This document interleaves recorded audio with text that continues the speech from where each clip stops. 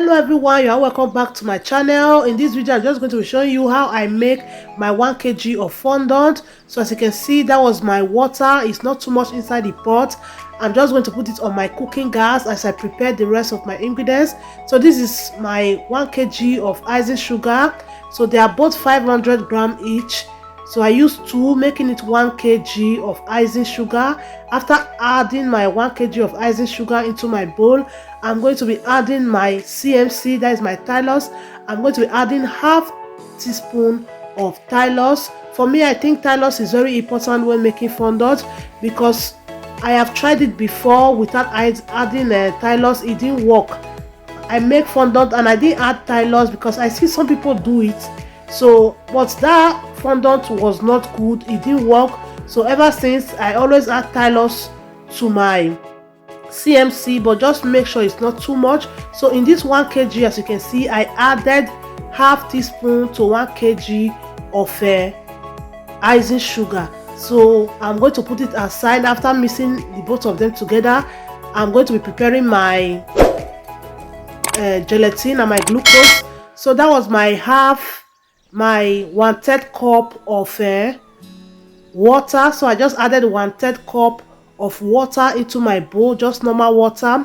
So after, I'm going to be adding 1 tablespoon of gelatin powder. So this is my 1 tablespoon of gelatin powder. I'll just add it into my bowl as you can see here. So I'll just mix it together.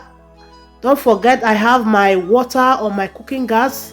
So after mixing my gelatin, I'm going to be putting it into top of my boiling water. As you can see, my water has started boiling. So I'll just put my gelatin on top of my water. I just need the heat coming out from the boiling water. So make sure your pot is deep enough and make sure your water is not too much because you just need the heat to melt your gelatin. So as you can see, I lower my cooking gas to the lowest. I put it to the lowest. So my gelatin has melted. Just make sure your gelatin melts. Let it turn liquid. So after my gelatin has melted, I'm going to be adding my glucose. I'm going to be adding 1/3 cup of glucose. So I'm going to be putting my cup into my water because it will help me to bring out my glucose easily from my cup. I'll still put my hand into water because, as you all know, glucose is very sticky. It will be easy for you to bring out your glucose from your cup. Some people rub groundnut oil to their cup before they add their glucose, but I prefer to use water. So this is it, 1/3 cup of glucose. This is what I'm adding into my bowl. And after I'm done adding my glucose, I'm going to be taking back my bowl to my water, my hot water. As you can see, it's still on fire.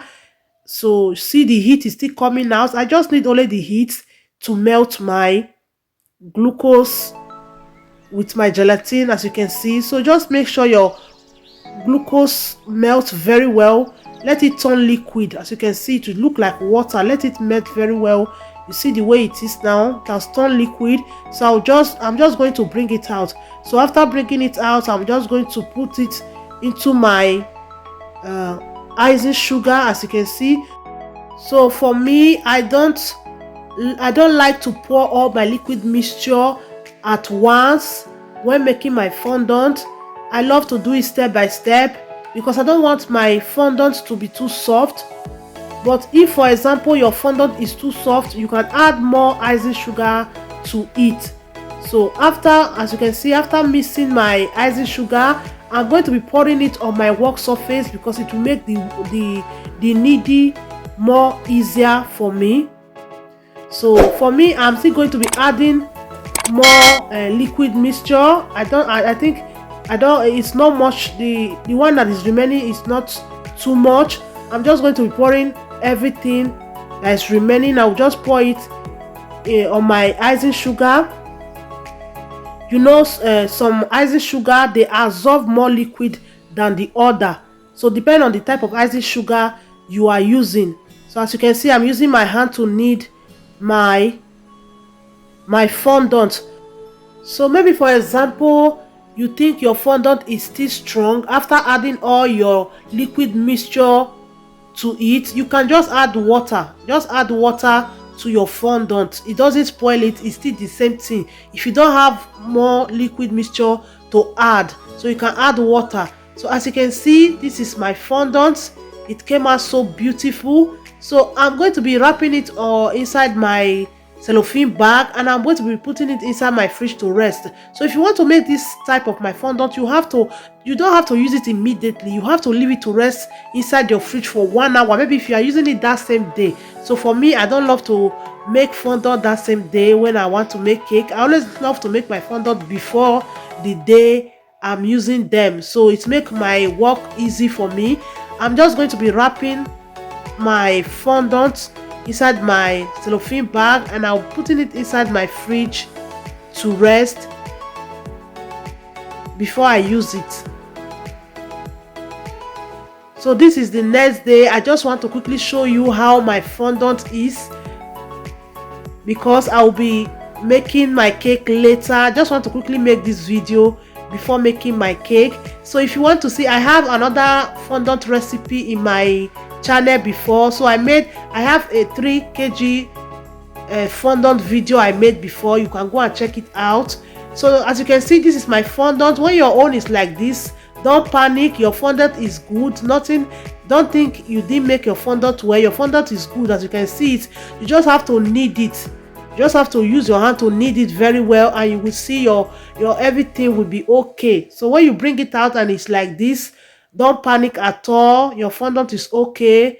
Nothing is wrong with it. As you can see, you just have to knead it. So as you can see, I'm using my Crisco to rub my work surface. So that is what I use. If you don't have Crisco, you can use your icing sugar or your corn flour. So they are the same thing. So for me, I love to use Crisco. So I just want to roll out my fondant so that you will see how it is.